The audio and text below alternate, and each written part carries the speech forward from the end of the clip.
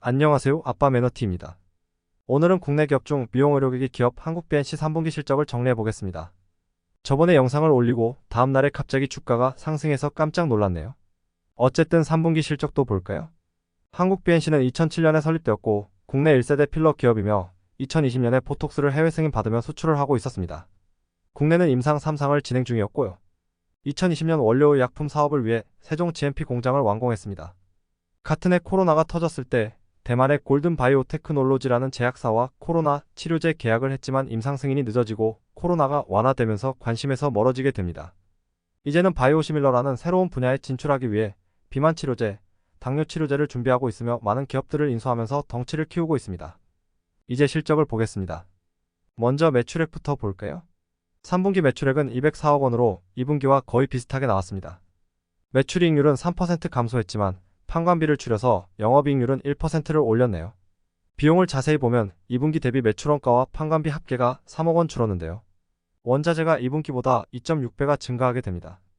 그래서 매출원가가 높아졌나 보네요. 매출원가가 높아진 이유는 뒷부분에서 찾아보도록 하겠습니다. 결과적으로 3분기는 2분기와 비슷한 매출액과 영업이익률을 기록하게 됩니다. 부문별 매출을 보면 제조업 3분기 매출은 139억 원으로 2분기와 비교해서 7% 증가했고 도소매업 매출은 70억 원으로 2분기보다 11%가 줄었어요.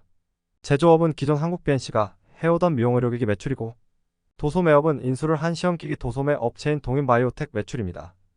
도소매업 매출이 감소한 것은 아쉬울 수 있지만 본업인 미용의료기기 매출이 올라가는 게 더 나을 것으로 보고 있습니다.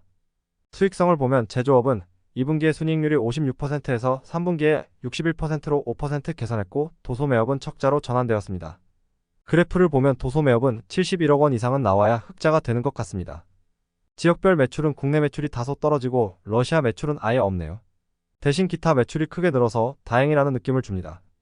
새로운 고객을 만들었던가 기존 고객으로부터 더 많은 수주를 받았을 것 같은데요. 기사를 보니 영국을 중심으로 유럽, 동남, 중남미 등 신흥시장에서 필러와 보톡스 판매가 증가하는 것 같아요. 관련 시장이 전 세계적으로 성장하고 있다고 합니다. 생산 실적을 보겠습니다. 여기서 특이점을 찾았는데요. 실인지 주사 형태로 생산하는 것은 2분기보다 생산 실적이 10% 줄었습니다. 생산 능력은 변화 없고 2분기에 많이 생산해서 그런지 3분기는 조절한 느낌이 들고요. 문제는 앰플인데요. 생산 능력은 41만 개로 2분기와 똑같은데 생산 실적이 74만으로 2분기에 2배 이상을 생산합니다. 가동률이 183%가 나오는데요. 이게 실적 보고서의 숫자가 오류가 아니라면 앞에 비용 부분에서 원자재 매입액이 크게 늘어난 것이 이해는 됩니다. 그리고 지역별 매출에서 기타 매출이 크게 늘었던 것도 근거가 될 수 있고요. 그런데 생산을 엄청 한 것에 비해 매출액과 재고가 2분기와 큰 차이가 없어서 어떤 상황인지는 확실히 모르겠습니다. 다만 4분기에 매출이 크게 늘어날 것인지 아니면 숫자가 잘 못 입력되었는지 확인이 가능할 것 같네요. 재무 상태를 보면 3분기에는 2분기보다 자본이 더 늘고 부채가 조금 줄어서 부채 비율이 10%가 되었습니다. 현금은 그대로고요. 유동성은 2분기 825%에서 3분기 895%로 늘어나 재고를 감안해도 충분히 유동성을 확보한 상태고 재무 상태도 엄청 건전합니다. 현금 흐름은 FCF 잉여 현금 흐름이 2분기에 이어 3분기에 유입을 유지했고 유입된 현금도 55억 원으로 크게 늘었어요. 코로나 치료제 안트로키노놀로 주가를 올린 후 엄청난 규모의 유상증자를 한 부분은 고의성이 다분해 보이나 지금의 한국 B&C는 실적과 재무 상태, 현금 흐름이 점점 좋아지고 있습니다. 3분기에는 의약품 승인에 대한 추가 진척 사항은 없습니다. 추가 소식으로는 이번 11월에 GTG 웰니스 지분을 63%를 인수하는 계약을 체결했는데요. 홈페이지를 통해 본 GTG 웰니스는 1999년에 설립되었고 의료기기와 미용기기 제조하고 판매하고 있었습니다. 주요 의료기기는 혈액순환 개선, 허리둘레 감소, 근육지 방관리 제품 등이 있고요. 여기에 화장품, 미용기기도 있으며 글로벌 매출도 좋았다고 합니다. 하지만 코로나로 인해 큰 타격을 받고 미용의료기기 말고도 2020년에 미술작품을 구매하며 미술품으로 NFT 사업을 하겠다고 신사업을 시도했는데 2022년 미술품 구입 관련 자료를 제공하지 않으며 감사의견을 거절했고 거래 정지가 됩니다. 거래가 막히면서 부채 상환이 힘들어지자 2023년 4월에 회생 개시가 되고 M&A 매물로 나오면서 한국 B&C가 인수한 것 같습니다. 기사에 따르면 2022년에 매출액이 62억 원에 영업적자가 79억 원이었는데 2023 상반기까지 156억 원으로 매출이 껑충 뛰고 영업적자를 10억 원으로 줄이면서 실적을 크게 개선시켰습니다. 기사와 홈페이지를 통해 내용을 보니 지금 한국 B&C가 미용의료기기 기업이지만 대부분 미용으로 매출이 쏠려 있어서 GT 주얼리스의 의료기기는 한국 BNC에는 없는 새로운 분야 진출이 가능해 보이고 미용 부문에서도 제품군을 더 다양화할 수 있을 것 같습니다. 하지만 과연 기존의 사업과 시너지가 날지는 지켜봐야 될 것 같습니다. 그리고 2023년 2월에 온코젠과 이중 타겟 항암제에 대한 투자 및 공동 연구 개발 계약을 했는데요.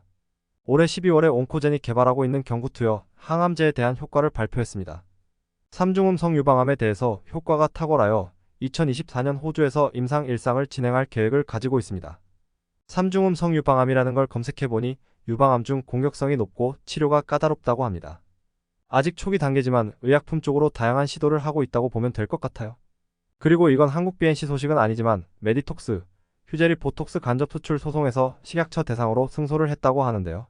지금까지 식약처로부터 품목허가 취소라는 행정처분을 받고 있는 한국 BNC도 소송에서 좋은 소식이 있지 않을까 예상해봅니다. 최근 3개월 주가를 보면 8월 말에 일본에서 대마를 이용한 난치성병 치료제 임상실험이 들어갔다는 내용으로 급등해서 3,000원 중반대였던 주가가 4,000원 중반대까지 올랐다가 다시 내려오면서 현재는 다시 3,000원 중반대로 내려왔습니다. 중간에 거래량이 크게 뛰는 날이 있지만 전반적으로 거래량이 엄청 낮은 상태입니다. 종합해보면 실적과 재무 상태는 좋아지고 있지만 딱히 사람들의 관심을 끌만한 소식 같은 게 없는 것 같습니다. 지금 미용시장이 좋아져서 4분기 실적도 나쁘지 않을 것 같은데 나쁜 소식은 없으니 지켜봐야겠습니다. 오늘 준비한 내용은 여기까지고요. 시청해주셔서 감사합니다.